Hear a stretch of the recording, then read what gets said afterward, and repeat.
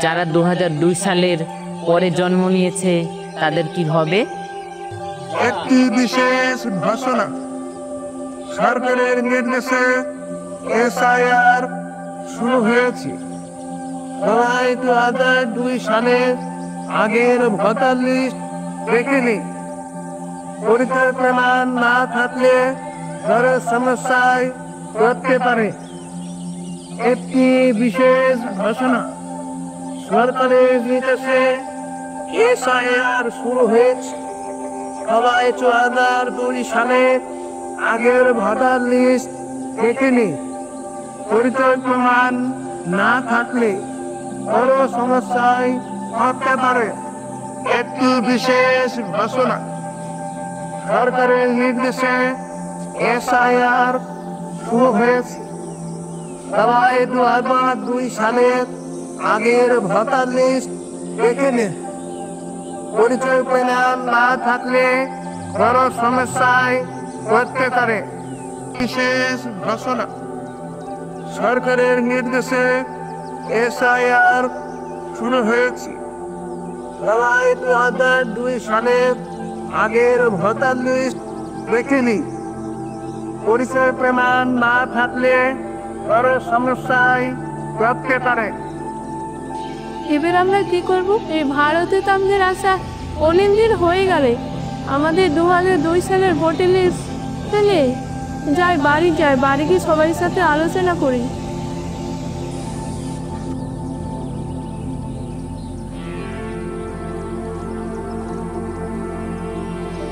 বাড়িতে কাউকে দেখতে পাচ্ছি না। ওরে রিনা মা, বাড়িতে আছিস? হ্যাঁ বাবা, আসছি।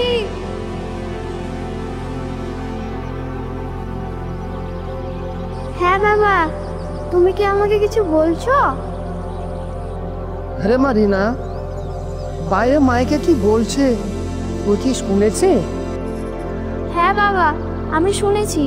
বাইরে বলছিল নতুন করে নাকি ভোটার কার্ড ভেরিফিকেশনের কাজ শুরু হবে।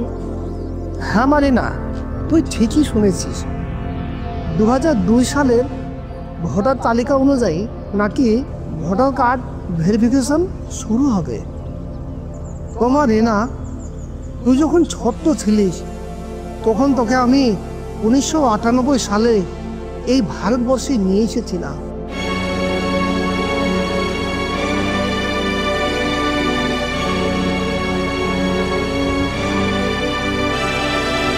কিন্তু মা রিনা, তোর তো জন্ম হয়েছে 1995 সালে। আমরা এখানে আসার পর ভোটার কার্ড রেজিস্ট্রেশন করাই 2003 সালে। এখন যদি এই সরকার তোকে রোহিঙ্গা বলে? কিন্তু বাবা, আমি তো সেই ছোট্টবেলা থেকে এখানে বড় হয়েছি, পড়াশুনো করেছি, আমার স্মৃতি চিহ্ন মিশে রয়েছে এখানে। আর আমি হঠাৎ করে এখন বাইরের লোক হয়ে গেলাম। তাই তো রে মা রিনা, দেখা যাক সরকারের কর্মদক্ষরা কি করে। যেটা করবে ভালোর জন্যই করবে। চল, খিদে লেগেছে, খেতে দিবি। তোমরা কি সবাই শুনেছ মাইকে কি বলছে? ও মাইকে বলছে নাকি 2002 সালে ভোটার লিস্ট অনুযায়ী নতুন করে ভোটার লিস্ট ভেরিফিকেশন হবে। হ্যাঁ, তোমরা ঠিকই শুনেছ। নতুন করে ভোটার কার্ড ভেরিফিকেশন বা এসআইআর এক ধরনের ফিল্টার। ফিল্টার আবার কি? যারা এই দেশে বহুদিন থেকে বসবাস করছে তাদেরকে নতুন করে প্রমাণ দেখাতে হবে? তুমি কি বলতে চাইছো সরকার যা করছে খারাপের জন্য করছে? নিজের পরিচয় দিতে বাধা কিসের? কিন্তু আমার পরিচয় প্রমাণও আছে, জন্ম সার্টিফিকেটও তো আছে। কিন্তু আমার ভোটার লিস্টে নাম না থাকায় যদি আমাকে রোহিঙ্গা বলে? সমস্যাটা কি হলো জানেন?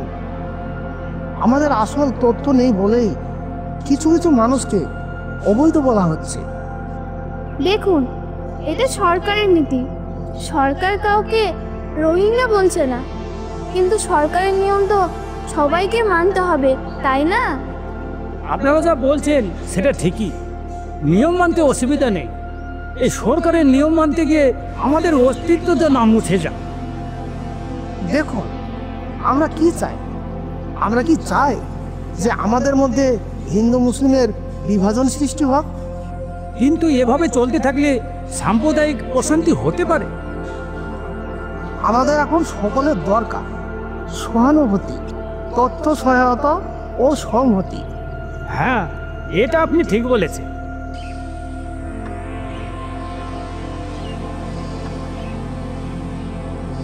রে, তোর মন খারাপ খারাপ লাগছে কেন? কিছু হয়েছে নাকি? হ্যাঁ সুশীলদা, শুনছি নাকি 2002 সালের ভোটার কার্ডের তালিকা দেখাতে হবে। আমি তো তখন এখানে ছিলাম না, আমি বাংলাদেশ থেকে এসেছি। হ্যাঁ, তুই ঠিকই শুনেছিস। এটা হচ্ছে একরকম ভোটার কার্ড যাচাই প্রক্রিয়া, যা আসল নাগরিক ও তাদের শনাক্ত করার পদ্ধতি। আপনি তো অনেক কিছু জানেন, তো আমাকে একটু বলেন না এসআইআর কি, বা এই ভোটার ভেরিফিকেশন কি? ও, তুই বুঝলি না? এই ভোটার ভেরিফিকেশন হলো এক রকমের নিবিড় সমীক্ষা, যা 2002 সালে ভোটার তালিকা অনুযায়ী ভেরিফিকেশন করা হবে। যাদের 2002 সালে ভোটার তালিকায় বা ভোটার লিস্টে নাম আছে তাদের বৈধ বলে ঘোষণা করা হবে, আর যাদের নেই তাদেরকে অবৈধ বলে ঘোষণা করা হবে। কিন্তু 2002 সালের ভোটার লিস্ট ধরবে কেন? আমি তো এখানে 2005 সালে এসেছি।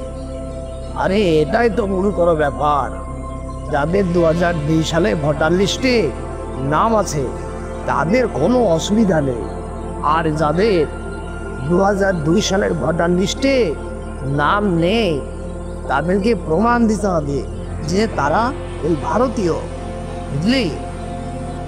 তার মানে যারা নতুন এসেছে তাদেরকে রোহিঙ্গা বলে ঘোষণা করা হবে? তারা যদি বৈধ প্রমাণ না দিতে পারে তাহলে তা হতেও পারে। আচ্ছা সুশীলদা, যারা 2002 সালের পরে জন্ম নিয়েছে তাদের কি হবে? যারা 2002 সালে পরে এখানে জন্মগ্রহণ করেছে তাদের বাবা অথবা দাদু যদি 2002 সালের ভোটার তালিকায় নাম থেকে থাকে, তবে সেই ওয়ারিশ অনুযায়ী তাকে বৈধ বলে ঘোষণা করা হবে। ও, এবার বুঝলাম। আচ্ছা ঠিক আছে দাদু, আমি এখন আসছি। পরিচয় শুধু একটা কাগজের টুকরো নয়, এটা আমাদের জীবনের স্মৃতি, সংগ্রাম ও সমাজের অংশীদারির ইতিহাস। এসআইআর হলো সত্য খোঁজার উপায়, তাই চিন্তা নয়, সচেতন হন। তথ্য যাচাই করুন, কিন্তু ভয় নয়, ভালোবাসা ছড়ান। নমস্কার।